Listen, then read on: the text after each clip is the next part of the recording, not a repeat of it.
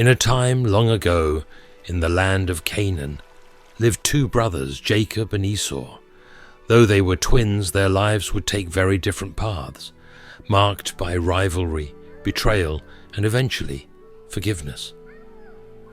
Rebekah, the wife of Isaac, gave birth to twins, Esau and Jacob.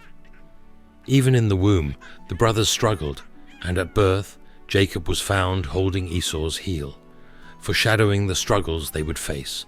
Throughout their lives, Esau grew up to be a skilled hunter, a man of the field, favored by his father Isaac. Jacob, on the other hand, was a quiet man who stayed near the tents, favored by his mother Rebekah. One day, after a long hunt, Esau returned home famished. He found Jacob cooking a stew and begged for some food. Seizing the opportunity, Jacob proposed a trade. "Sell me your birthright, and I will give you some of this red stew." In his desperation, Esau agreed, trading his birthright for a meal.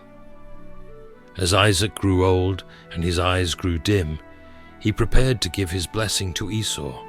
But Rebekah, overhearing this, conspired with Jacob to deceive Isaac. Disguising himself with goatskins to feel like his brother, Jacob approached his father to receive the blessing meant for Esau. When Esau discovered Jacob's deceit, he was furious and vowed to kill his brother. Fearing for Jacob's life, Rebekah sent him away to her brother, Laban's house in Haran.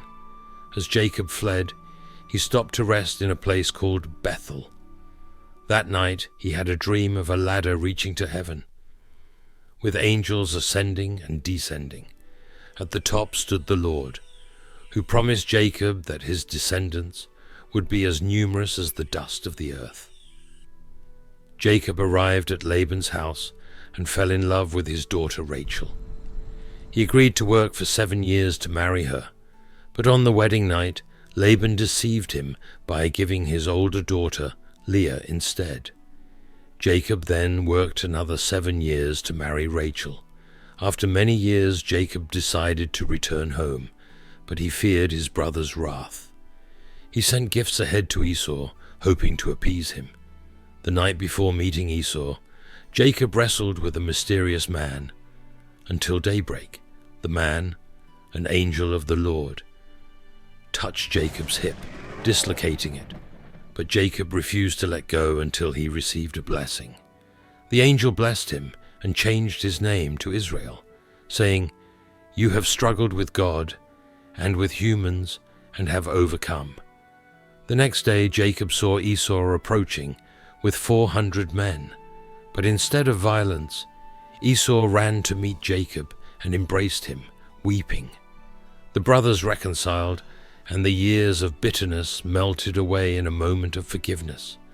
Thus, the story of Jacob and Esau teaches us about the power of forgiveness and reconciliation.